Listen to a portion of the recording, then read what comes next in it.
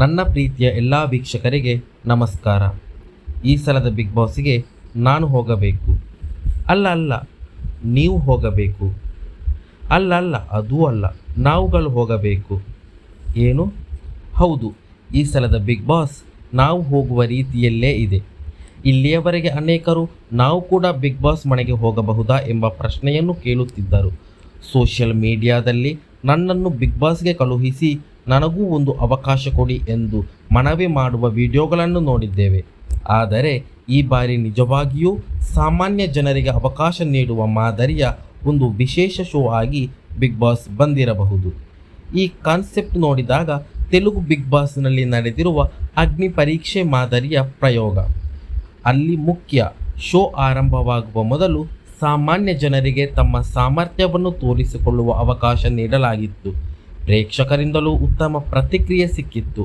ಅದೇ ಮಾದರಿಯ ಪ್ರಯತ್ನ ಕನ್ನಡದಲ್ಲೂ ನಡೆದರೆ ಅದು ಕೇವಲ ಒಂದು ಆಡಿಷನ್ ಅಲ್ಲ, ಜನರ ಕನಸುಗಳನ್ನು ಪರೀಕ್ಷಿಸುವ ವೇದಿಕೆಯಾಗಿ ಪರಿಗಣಿಸಬಹುದು.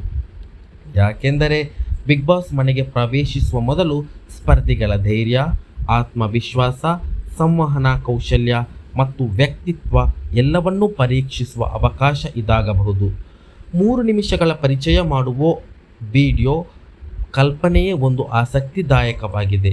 ಕೇವಲ 3 ನಿಮಿಷಗಳಲ್ಲಿ ಒಬ್ಬ ವ್ಯಕ್ತಿ ತನ್ನ ಜೀವನ, ತನ್ನ ಪ್ರತಿಭೆ, ತನ್ನ ವಿಭಿನ್ನತೆಯನ್ನು ಜಗತ್ತಿಗೆ ಮಾಡಿಸಬೇಕಾಗುತ್ತದೆ. ಇದು ಕೇಳಲು ಸುಲಭ ಅನಿಸಿದರೂ ಅಷ್ಟು ಸುಲಭವಲ್ಲ. ಉದಾಹರಣೆಗೆ, ಇಬ್ಬರು ಸ್ಪರ್ಧಿಗಳು ವಿಡಿಯೋ ಮಾಡುತ್ತಾರೆ ಎಂದು ಊಹಿಸೋಣ. ಒಬ್ಬರು ಕೇವಲ ತಮ್ಮ ಹೆಸರು, ಊರು ಮತ್ತು ಕೆಲಸದ ಬಗ್ಗೆ ಹೇಳಿ ಮುಗಿಸಬಹುದು. ಆದರೆ ಇನ್ನೊಬ್ಬರು ತಮ್ಮ ಜೀವನದ ಹೋರಾಟ, ಸಾಧನೆ, ಕನಸು ಮತ್ತು ವಿಶಿಷ್ಟ ವ್ಯಕ್ತಿತ್ವವನ್ನು ಮನಮುಟ್ಟುವ ರೀತಿಯಲ್ಲಿ ತೋರಿಸಬಹುದು. ಸಹಜವಾಗಿಯೇ ಇಲ್ಲಿ ಎರಡನೇ ವ್ಯಕ್ತಿಯ ವಿಡಿಯೋ ಹೆಚ್ಚು ಗಮನ ಸೆಳೆಯುವ ಸಾಧ್ಯತೆ ಇರುತ್ತದೆ. ಆದ್ದರಿಂದ ಈ ಅವಕಾಶ ಬಂದರೆ ಕೇವಲ ವಿಡಿಯೋ ಮಾಡುವುದು ಸಾಕಾಗುವುದಿಲ್ಲ. ತನ್ನೊಳಗಿನ ವ್ಯಕ್ತಿತ್ವವನ್ನು ಪರಿಣಾಮಕಾರಿಯಾಗಿ ತೋರಿಸುವುದು ಮುಖ್ಯವಾಗುತ್ತದೆ. ಈ ಕಾನ್ಸೆಪ್ಟ್ ಮತ್ತೊಂದು ದೊಡ್ಡ ಲಾಭ ಏನೆಂದರೆ ಬಿಗ್ ಬಾಸ್ ಮನೆಗೆ ಹೊಸ ಮುಖಗಳು ಬರಬಹುದು. ಕೆಲವೊಮ್ಮೆ ಪ್ರೇಕ್ಷಕರು ಒಂದೇ ರೀತಿಯ ಸೆಲೆಬ್ರಿಟಿಗಳನ್ನು ನೋಡುತ್ತಾ ಬೇಸರಗೊಳ್ಳುತ್ತಾರೆ. ಆದರೆ ಸಾಮಾನ್ಯ ಜನರು ಬಂದಾಗ ಅವರ ಜೀವನ ಕಥೆಗಳು, ಕನಸುಗಳು, ಭಾವನೆಗಳು ಮತ್ತು ಹೋರಾಟಗಳು ಜನರಿಗೆ ಹೆಚ್ಚು ಹತ್ತಿರವಾಗುತ್ತದೆ. ಉದಾಹರಣೆಗೆ, ರೈತನ ಮಗ, ಸಣ್ಣ ವ್ಯಾಪಾರಿ, ಸರ್ಕಾರಿ ಉದ್ಯೋಗಕ್ಕಾಗಿ ಹೋರಾಡುತ್ತಿರುವ ಯುವಕ ಅಥವಾ ಕುಟುಂಬದ ಜವಾಬ್ದಾರಿಗಳ ನಡುವೆ ಬದುಕು ಕಟ್ಟಿಕೊಂಡಿರುವ ಮಹಿಳೆ ಬಿಗ್ ಬಾಸ್ ಮನೆಗೆ ಬಂದರೆ ಅವರ ಅನುಭವಗಳು ಪ್ರೇಕ್ಷಕರ ಹೃದಯವನ್ನು ಸ್ಪರ್ಶಿಸುವ ಸಾಧ್ಯತೆ ಹೆಚ್ಚು. ಇದರ ಜೊತೆಗೆ ಒಂದು ಎಚ್ಚರಿಕೆಯ ವಿಷಯವೂ ಇದೆ. ಇಂತಹ ಆಡಿಷನ್ಗಳು ಆರಂಭವಾಗುವಾಗ ಕೆಲವು ಮೋಸಗಾರರು ಸಕ್ರಿಯವಾಗುವ ಸಾಧ್ಯತೆ ಇರುತ್ತದೆ. ನನಗೆ ಪರಿಚಯ ಇದೆ, ನನ್ನನ್ನು ಸೆಲೆಕ್ಟ್ ಮಾಡಿಸುತ್ತೇನೆ, ನನಗೆ ಇಷ್ಟು ಹಣ ಕೊಡಿ ಎಂದು ಕೆಲವರು ಹೇಳಬಹುದು. ಆದರೆ ನಿಜವಾದ ಆಯ್ಕೆ ಪ್ರಕ್ರಿಯೆ ಸಾಮಾನ್ಯವಾಗಿ ಅಧಿಕೃತ ಮಾರ್ಗದಲ್ಲೇ ನಡೆಯುತ್ತದೆ. ಪ್ರತಿಭೆ ಮತ್ತು ವ್ಯಕ್ತಿತ್ವವೇ ಮುಖ್ಯವಾಗುತ್ತದೆ.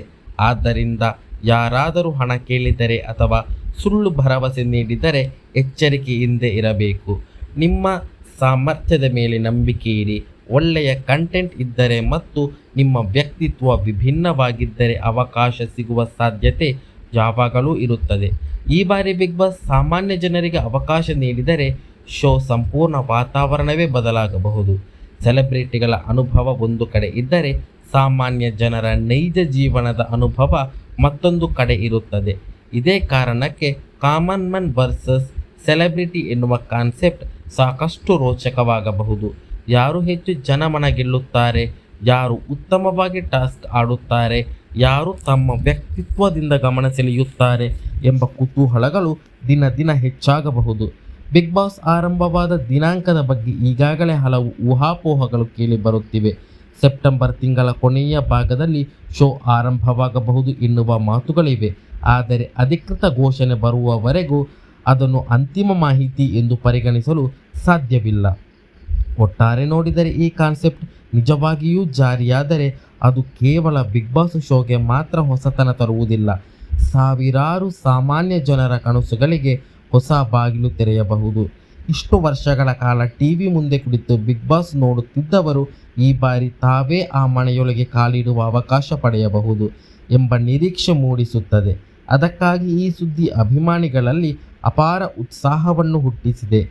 ಈಗ ಎಲ್ಲರ ಕಣ್ಣಲ್ಲೂ ಅಧಿಕೃತ ಘೋಷಣೆ ಕಡೆ ನೆಟ್ಟಿದೆ. ನಿಜವಾಗಿಯೂ ಸಾಮಾನ್ಯ ಜನರಿಗೆ ಅವಕಾಶ ಸಿಗುತ್ತದೆಯೇ?